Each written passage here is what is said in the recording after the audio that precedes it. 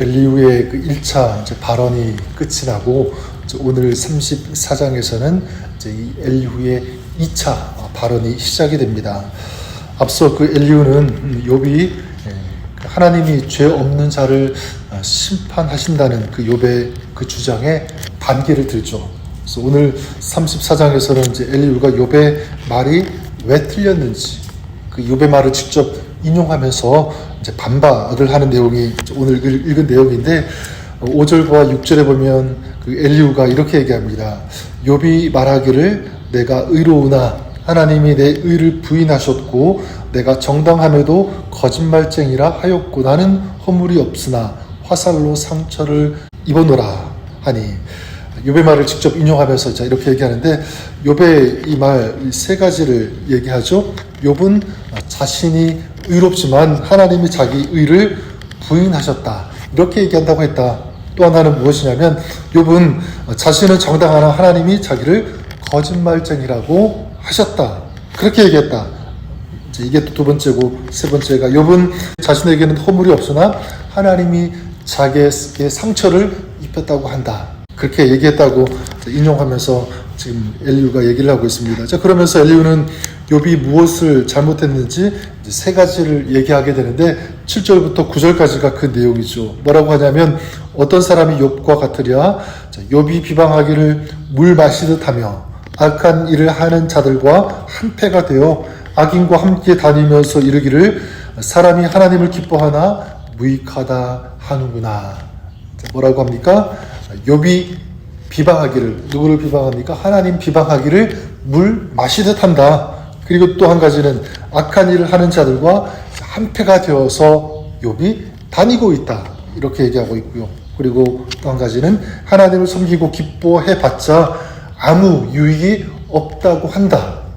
이렇게 욥을 비방을 하게 됩니다. 그리고 이제 엘리후가 하나님 편에서 하나님을 적극적으로 변호하는 것처럼 이제 옹호하듯 이렇게 얘기를 하는데 10절부터 12절까지가 그런 내용이죠.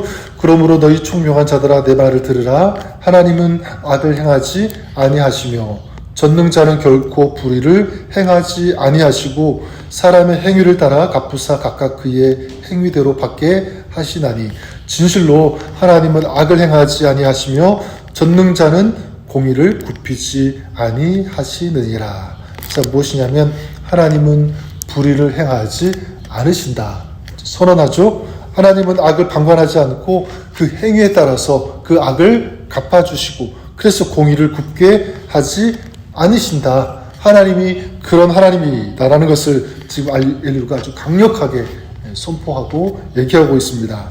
자, 그런데 이 엘리후의 주장에 따르면 욥이 당하는 이 고난은 무엇입니까? 그러면 이전에 그 욥이 행했던 악에 대해서 지금 하나님께서 심판하시는 것이다. 자, 그런 얘기를 하고 있는 거죠. 그렇다면 앞선 그 욥의 세 친구의 그 인과응보의 그 원리와 전혀 다를 바가 없음을 보게 됩니다.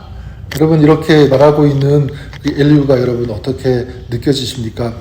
엘리후 어떻게 보면 앞에 그 욥을 비방했던 욥의 세 친구보다는 조금 나아 보기는 하지만 엘리후 또한 욥을 적극적으로 변호하거나 또 위로하거나 그리고 도와주는 어떤 그런 모습을 발견할 수가 없습니다.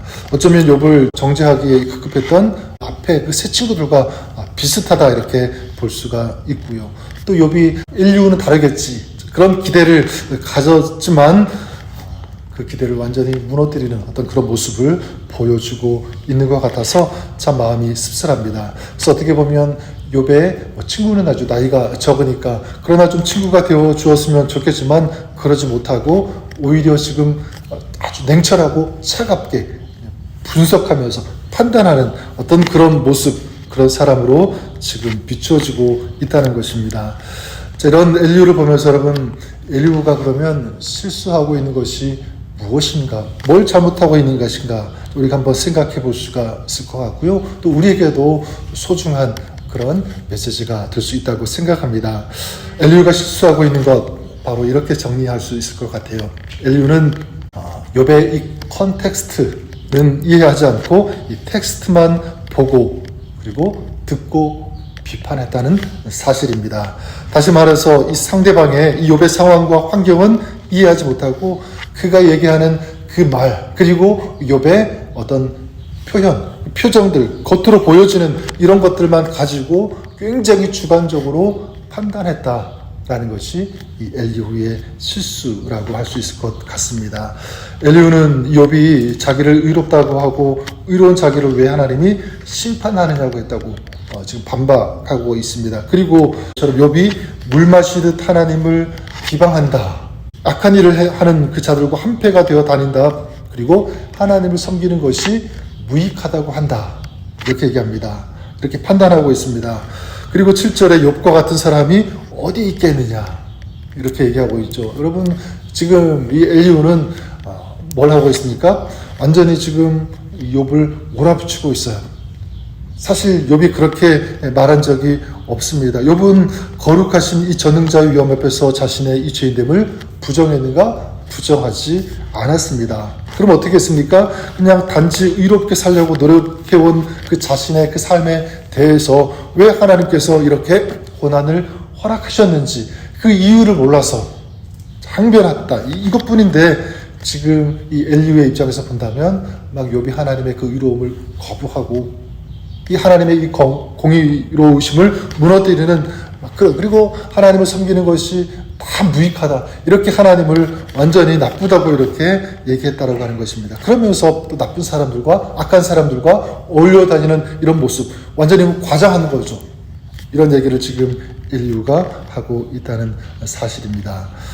자, 여기 무엇을 알 수 있냐면 엘리후는 욥의 말만 들었지 욥의 마음은 이해하지 않으려고 했다는 것입니다. 단지 추측했다는 것. 그래서 오늘 이 말씀에 보면 굉장히 이 귀에 거슬리는 그런 표현이 있는데 2절에 이렇게 얘기하죠. 지혜 있는 자들아 내 말을 들으며 지식 있는 자들아 내게 귀를 기울이라. 자, 엘리후는 뭐라고 합니까? 자기 말을 들으라 이렇게 퍼붓고 있습니다. 또 뒤에도 반복되어서 나오는데 지혜 있는 자들아 들으라 이런 표현을 썼지만 지혜 있는 자들이라고 하는 아주 이런 부드러운 표현을 쓰면서 결국은 누구를 향해 이건 비난하는 것이죠? 욥을 향해서 네가 들어야 된다. 너는 지혜롭지 않다. 이런 태도로 지금 욥을 향해서 얘기하고 있는 것입니다. 그러니까 상대방 욥의 말은 더 이상 들으려고 하지 않고 자기의 의 그리고 자기의 의견 자기의 생각과 자기의 주장만 얘기하고 있다는 것을 보게 됩니다. 그리고 이제 이 엘리후는 하나님 편에 서서 하나님을 적극적으로 옹호하고 변호하는 것처럼 보이죠. 근데 사실은 실상은 하나님 편에 서서 하나님의 그 마음을 가지고 얘기하는 것처럼 보이지만 사실은 하나님의 성품, 하나님의 마음과는 정반대로 얘기하고 있는 것을 보게 됩니다. 더 아프게 하고 더 고통스럽게 하는 이 모습. 사실 이 엘리후가 이 욥의 마음을 좀 이해하려고 했다면 더 나아가 정말 하나님의 그 마음을 가지고 얘기했다면 이렇게 얘기하는 것이 옳았을 것입니다. 나도 고난당할 때 하나님을 원망하고 불평한 적 있었어. 너의 마음 이해해. 그런데 지나고 보니까 하나님은 항상 내 편이라는 것을 알게 되었어. 하나님은 의인이 마지막에 패배하지 않도록 그렇게 두지 않아. 하나님은 공의로우신 분이야. 네가 의로운 삶을 살았다면 하나님은 반드시 회복시켜 주실 거야. 하나님은 네가 지금 아프지만 싸매어 주실 것이고 그리고 상하게 하셨다고 하더라도 그의 손으로 반드시 고쳐 주실 거야. 이게 하나님의 마음이죠. 만약 그 엘리후가 이 욥의 마음을 이해했다면 공감했다면 이렇게 얘기하지 않았을까 생각해 보게 됩니다.